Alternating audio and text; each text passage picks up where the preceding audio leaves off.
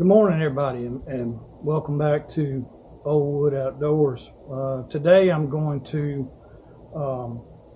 get some chestnuts that I've picked up on some trees that I have access to, and get them ready for stratification. These are some nice chestnuts, and what I'm wanting to do is, I've mentioned before that bought a farm up in Kentucky, 137 acres, and I want to get some seedlings to take up there and plant. And yes, I'm going to be back up there in a couple of weeks to do a little hunting, and so I haven't done a tour of the camp yet and the property, and so I plan on doing videos there. It's just been the past few times I've been up there, there's just been so much work to do that I haven't had any time for filming, but we will rectify that. So anyway, the first thing to do is to check these seeds to see if they're going to be viable. And one of the things that most people do is take them and put them in a bucket with some water, and the ones that float, of course, that indicates that there's an air pocket in there and the seed kernel may not be fully developed or small or whatever. They're probably not viable if they float. If they sink, that means they're dense and filled all the way in out to the shell and so forth. And so let's go ahead and test these. Wow, all I've got is floaters so far.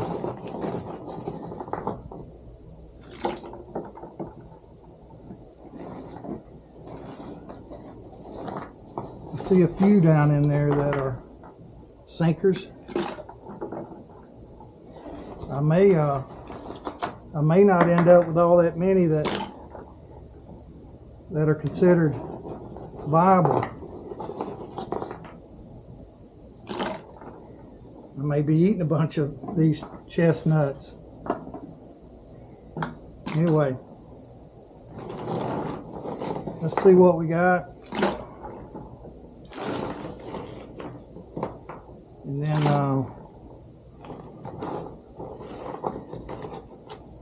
we'll pull out the floaters and see if we have any that are on the bottom. Yeah, I've got some on the bottom, but wow, it's not but maybe a half dozen or so. We may just go ahead and plant some of these. I've got peat moss to put them in these containers, and then they'll go into the refrigerator over the winter to stratify them, which means that they have to be exposed to the cold for a while. And so in this spring we'll pull them out and put them in pots and see if we can't get some seedlings going. But anyway, I'll stop for now and get these sorted out, the ones that float and the ones that don't. You can see mostly I've got floaters, so I wasn't anticipating that, but anyway, we may plant a few of the floaters anyway, so let's see. All right, as you can see, I got a lot more floaters than I did the ones that sank. I'm definitely going to put these in a separate container, and then I'll pick out some of the biggest ones that didn't float, that did float rather, and pick them up as well. Maybe I'll only do 2 containers worth, and one of the non-floaters and one of the floaters, and see what happens over the winter. Check them next spring. Anyway, so let's get going. All right, so I'm going to take some of this peat moss and wet it up just slightly, and you don't want it to where it's super wet because the seeds can rot in that. What you want is just barely damp. From what I can gather on other two YouTube channels is barely damp, and if you can squeeze water out of it, it's probably a little bit too wet. So we'll pour some in this bucket, what I think it's going to take for those 2 containers over there, and I'm going to go wet it up. I'll be right back. Alright, so I added some water to it, and I think I might have added a little bit too much water, so I'll add some more of the peat moss to check and see if and get the moisture to the right consistency. From what I've seen on other YouTube channels, if you can squeeze it, that water comes out, it's a little bit too wet, so I'm going to add a little bit more, and mix that in, and I'll be right back with y'all.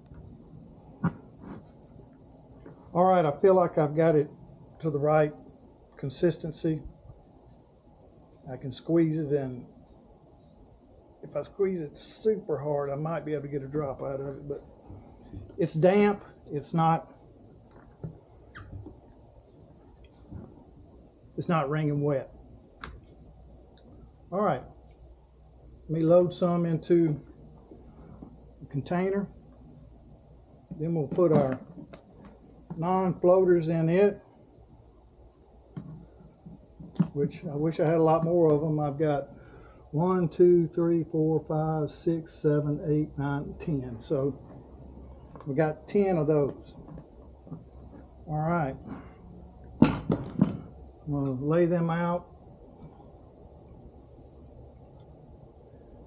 evenly spaced in here.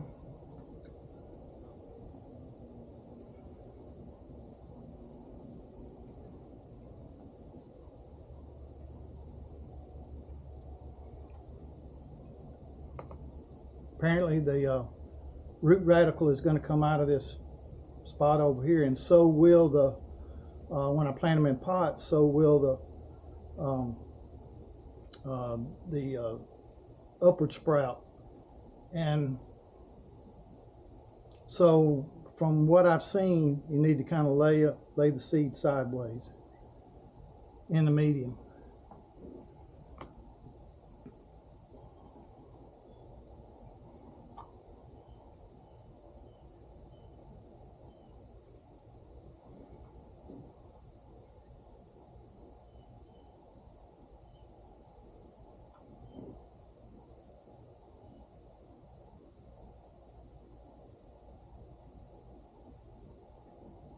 All right, I'm just going to take and cover them up now. I've got 10 of them in here.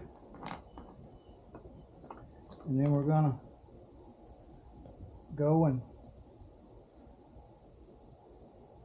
put them in the fridge, and then we'll be done. And I'll do the same procedure on some of the floaters, just in case some of them are viable. I don't expect them to be from what I've read, so, or what I've seen on YouTube. So we're going to snap this closed.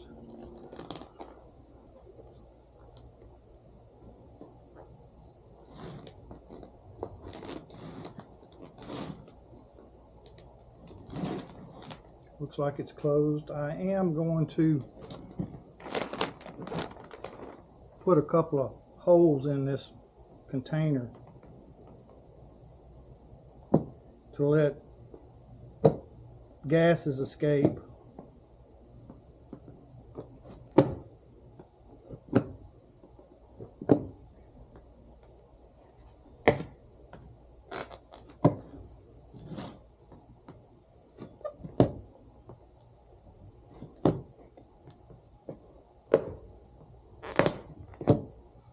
Alrighty, it's ready to go into the refrigerator.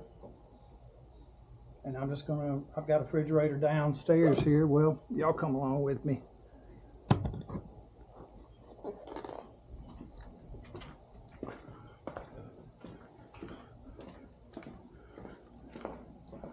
kind of dark down here. I apologize. Didn't turn the overhead lights on. Anyway, so we're just gonna set them in the refrigerator over here in the corner where it won't be a bother for other stuff going in, and let them sit all winter, and I'll get back with y'all next spring and see what we got. Thanks for watching, and tune in for some good stuff coming up with the hunting camp up in Kentucky and so forth, the land that we bought. And y'all take care, and I'll see y'all next time. Hooty hoo.